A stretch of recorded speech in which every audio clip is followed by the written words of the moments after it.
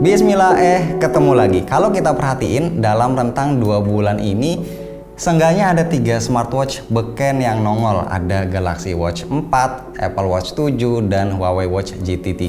Tiga-tiganya sama-sama top, sama-sama recommended. Tapi sekarang nambah satu lagi yang recommended dengan harga paling murah dari ketiga smartwatch yang kami sebut barusan. Dan juga smartwatch ini kompatibel untuk Android maupun iOS.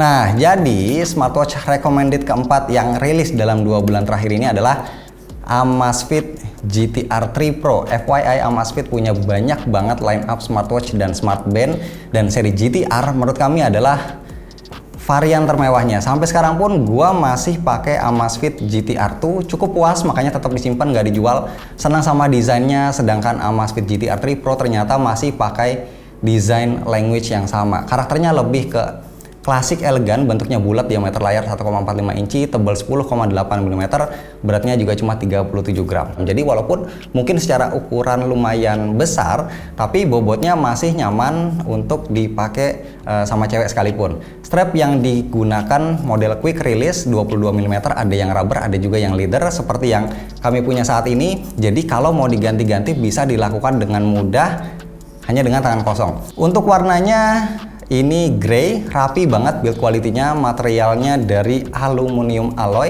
makanya ini enteng. Tombol fisik ada 2 di kanan, yang bagian atas bisa diputar alias rotating crown, dan di balik jamnya ada sensor biotracker 3.0.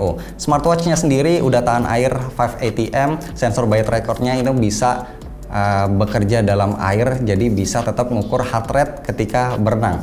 Kalau biasanya smartwatch bikinan China itu layarnya kurang oke, sebaliknya layar GT-R 3 Pro sangat baik. Panelnya sudah AMOLED, resolusinya 480x480 pixel, brightness-nya sampai 1000 nits yang nggak akan kelihatan redup, bisa terlihat sangat jelas di siang bolong di area terbuka. Dipadukan user interface yang sederhana, nggak beda jauh lah dari Android Wear. Cara pakainya ini simple, gampang banget, menu-menunya juga rapi dan enak dilihat. By the way, OS-nya namanya Zepp OS, cukup fluid juga animasinya. Intinya app drawer, shortcut, menu-menu tersaji dengan susunan yang familiar. Untuk navigasinya selain bisa disentuh, juga bisa menggunakan rotating crown ataupun Amazon Alexa. Dan yang juga sangat-sangat penting, pilihan watch face-nya banyak, ada 100-an, gratis semua, seluruhnya mendukung always on display. Jadi nggak ada yang namanya layar jam tangan mati, yang akhirnya jadi kelihatan kayak jam tangan mainan. Bahkan ada sekitar 15 watch face yang punya tampilan animasi yang menarik. Balik ke sensor biotracker 3.0, ini adalah sensor generasi ketiga dari Amazfit dengan 2 LED dan 6 fotodioda. Sudah mendapat peningkatan akurasi dan juga fungsi heart rate, stress level, suhu badan, sleep tracker, breath quality, siklus datang bulan, dan tentunya saturasi oksigen darah yang bisa diukur dalam waktu 15 detik. Tapi sayangnya untuk tekanan darah ini belum mendukung. Untuk fungsi sport atau fitness tracker kami rasa nggak terlalu penting ya untuk dibahas, karena sudah jadi fitur standar saat ini dan juga jarang dipakai. Setidaknya ada 150 jenis olahraga yang sudah didukung, termasuk bisa disinkronkan dengan Apple Health, Google Fit, atau app third party kayak Strava atau Runkeeper. Nah, untuk fungsi notifikasi bisa pilih manual apps-nya apa aja, dan sekarang vibrate-nya udah lebih empuk, jauh lebih baik dari Amazfit GT-R 2 yang getarnya itu bikin tangan geli dan cenderung malah ngeganggu. Scroll-scroll dan baca pesan itu nyaman karena layarnya lega, tapi untuk pesan gambar atau foto tidak bisa dibuka dan juga tidak bisa balas chat langsung dari smartwatch-nya.